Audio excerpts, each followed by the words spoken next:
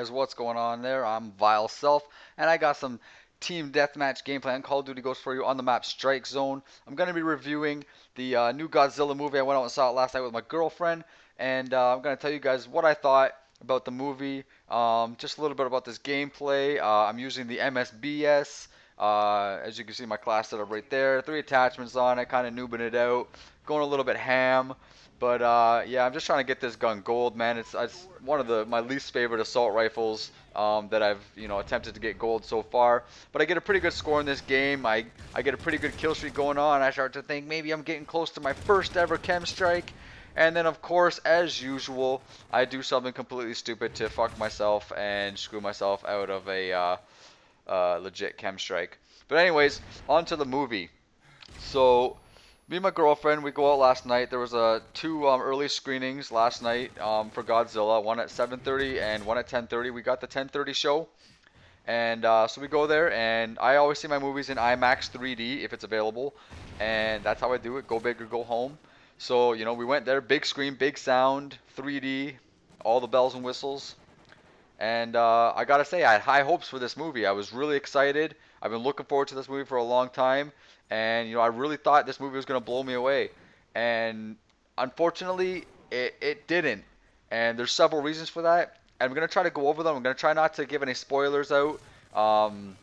There's really nothing to spoil really in the movie. Like, it's a Godzilla movie. If you know who Godzilla is or what he's about, then you pretty much know what the movie's gonna be about anyway.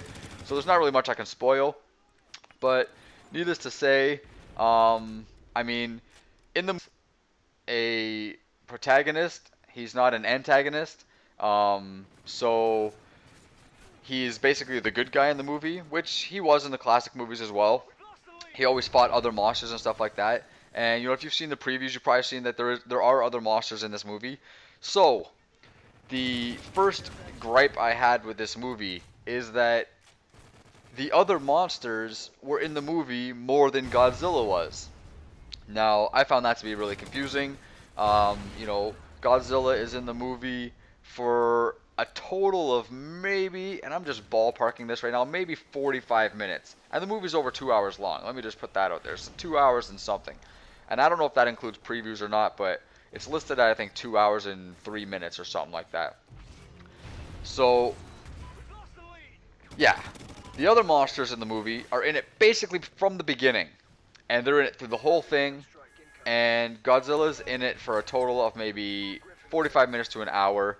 And he doesn't even really have any long parts. He has these, a minute here, a minute there. Well, these other monsters, they're giving them like full-on scenes where they're destroying buildings and causing havoc and doing all sorts of things. I thought that was really weird. Because, I'm watching a Godzilla movie. I really don't give a shit about this Muto monster that, in my opinion, should have been the side character of the movie. Another thing that's heavily related to that is the people in the movie. They showed way too much of the people in the movie. I mean, it seemed like an hour and a half of people and a half an hour of Godzilla. It just, the balance was not executed properly in my opinion. And a good comparison would be Pacific Rim. If you guys haven't seen Pacific Rim, you gotta see it. I mean, if you want to see giant robots fight giant aliens, watch that movie, because that's what it gives you. Right from the beginning and all the way through to the end, that's basically what you're seeing. Sure, they have, human story development in between the monsters and the aliens fighting, but those story development scenes are heavily related to the monsters and the aliens and the robots themselves. So, I felt that movie was really well put together.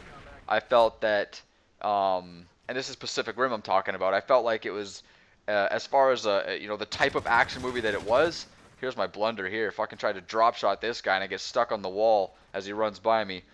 Freaking boner move myself. I had a good kill streak going. But anyways, yeah, Pacific Rim does a good job in keeping you in the action, staying true to the topic of the movie, which is giant robots versus giant aliens. Godzilla, in my opinion, failed on this. They had way too much, way too much story development with the characters, and it wasn't even believable to me. Like, the family in the movie was sort of, I didn't really believe they were a real family. They kind of just seemed like actors acting to me. I mean, that's a personal gripe. I don't know. Most people probably watch it and not even care about something like that. But there's just little things that were irking me. Like in the movie starts off in 1999, and then it has like a scene, and then it does 15 years later, and then 15 years later, all these buildings that have been abandoned are now completely overgrown with like trees and bushes and all these types of you know, overgrowth basically. And I'm thinking like 15 years for these trees to like overtake a high-rise building? That seems a little extreme to me. Maybe I'm wrong. Maybe that is possible. I really don't know. I don't know how fast plants grow when people aren't around. But it just seemed a little far-fetched to me. Um, then again, I'm watching a fucking Godzilla movie, so why am I talking about far-fetched? But anyways, my impression of the movie at the end was just not that great. The monster looked great.